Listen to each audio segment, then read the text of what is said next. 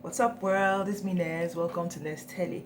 I have three things I want to discuss today. First of all, if this is your first time here, thank you so much for coming to find the next book that you could be reading. Okay, and if you're coming back, if you're a repeat comma, if you're not a newcomer to the clique, thanks for coming by again to find out what's up. Okay, if you haven't already, please don't forget to subscribe, right? And then like this video when I'm done. But basically what I do here is I'm trying to get us to read more and just raise interesting suggestions of books that we should read. So we're still in our African month team, and this month of today I'm going to be talking about a book called Money Book by Lanre Olusola, our very own Lanre Olusola. This book I was able to find at BAMBOOKS. Now in my last video I talked about how you can literally go to BAMBOOKS. 1 month is for free now. BAMBOOKS is an online platform, is an app that you can download, and then you can get as many books as many ebooks as you want. Just sit and read and enjoy yourself. I'm talking about this book because it's a very small book, but it's like all this small but mighty book. Like the book seems small, but there are a lot of things inside that you can learn. But before I start with this book, I have like 2 or 3 other things I really want to get off my chest. First of all, I'm seeing more and more people talking about how okay, a lot of us planned that it's okay if you don't do any of the things that you planned during the lockdown. Now, I'm not going to tell you what to do, but here's what I think you should think. I'm going to tell you what I think you should think. Think of the fact that life is not going to be anything like it used to be. Do you understand? The world as we know it has changed. This is no more as business as usual. You get? Now, understand something. If you want to do well and you want to further, try to be ahead of the curve. Now, in this case, the curve was this crazy virus that just showed up and started turning on its own, right? And it's turning all the countries on their own. The curve, none of us could see it. But you see, understand something now, that even if this thing ends today, let's assume that it ends today, life as you know it is not going to be the same. Now, let me talk about in Nigeria. Some people have already started letting go of some of their staff. Some people are already paying portions of what they were paying before. Do you understand? Your work life cannot possibly be the same. It's going to change. Okay, I'm not going to dwell much on this matter. Number 2 is the whole rubbish happening down in China and Africans, right? I talked about this earlier where I talked now 3 or 4 of my friends actually that I thought lived in China. I was buzzing them. They were like, no, they left China some while back, so they have nothing to do with this. But then some other people that I knew actually sent me a message saying, okay, I know this person in China. I found only one Nigerian so far that I was able to chat with. I actually tried to see whether I could do like a live chat where they can talk about it so that you can hear it as me, I'm hearing it. But here's the thing, they don't want to do a live chat. They don't even want to do a chat to begin with. Do you understand? And I understand that because it's pretty dangerous. I thought like something I could just get up and run away. Well, everybody is grounded right now. Now, basically what it sounds like is that in China, black people are being blamed for spreading the coronavirus. Like seriously. Seriously, how is that even possible? Like, these guys had this virus going on, right? And the world wasn't alerted earlier. And then, suddenly, okay, first of all, we assume that they had cleaned it and they are fine. Then suddenly, they still have it and they're claiming black people are the people that are now spreading it.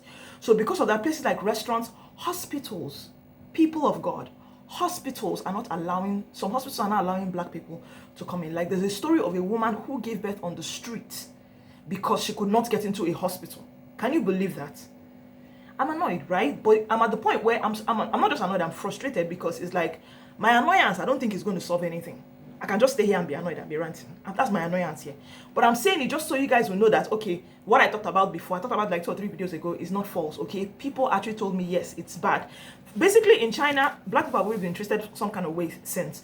But now it's like, it's almost like being institutionalized. It's like you're seeing restaurants that are saying, sorry, no blacks allowed. A lot of people, and people that have lived there for 10, 20 years are being moved out of their apartments and not given places to stay. They cannot move anywhere else to stay because people are not allowing them to stay. Like, it's okay. I don't know what I can do personally, right? All I feel like I can do now, even though I'm not sure what you can do to help, is just to talk about it. And that is that. This opportunity, I'm going to take it and say, my African brothers and sisters that are in China, I am so sorry what you're going through. We're going to overcome this somehow. I just don't know how. I really pray that somehow we think well. Thinking about thinking well, back to my former message, understand that business as usual is not as usual anymore.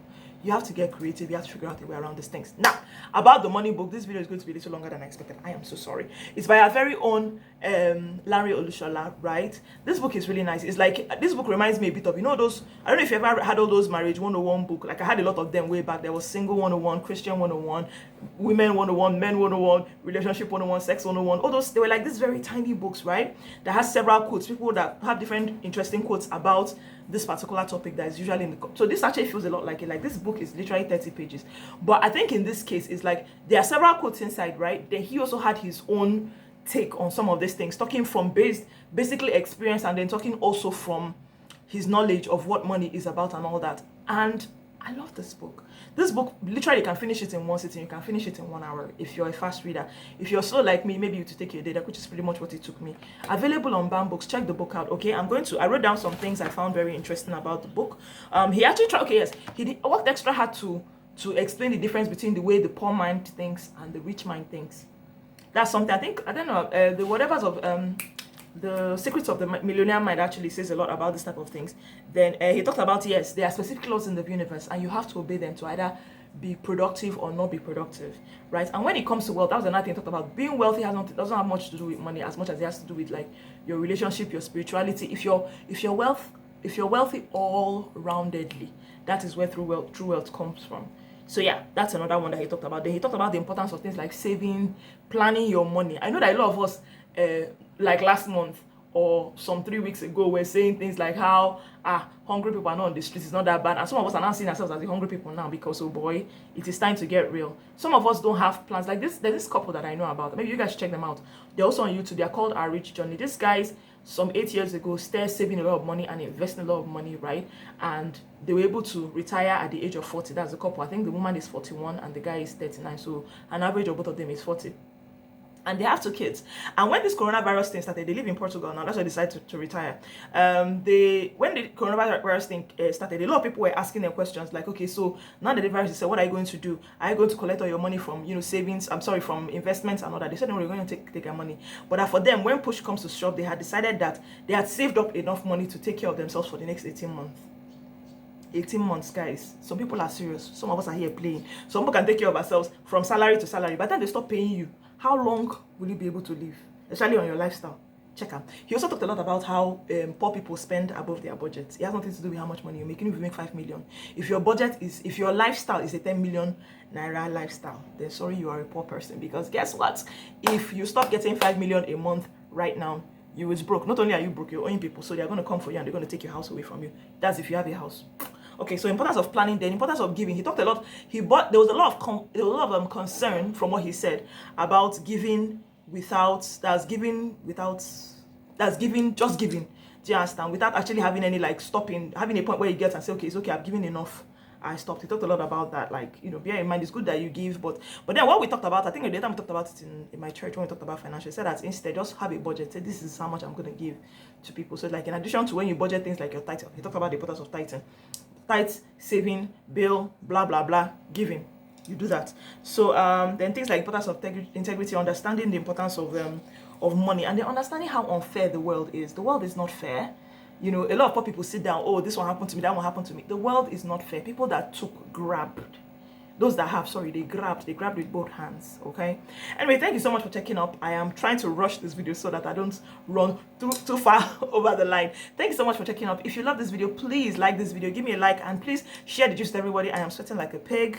This weather is crazy. I thought it was supposed to be rainy season. Anyway, that being said, thank you so much for checking up, and have a beautiful weekend, and I hope you're reading, right? Hope you're taking out time to try and read something. Understand, it is no more business as usual. It is important that you try to learn something new. Yes, it's good that you take care of, taking care of your kids, taking care of whatever it is that you think is more important right now. But trust me, in a few months, you would understand what I mean by it is no more business as usual. Life has changed, right? So you either change along with it or you wait until the changes start hitting you on the head, then you have to do something about it. Don't be that person. Thank you so much for checking, okay? Bye now.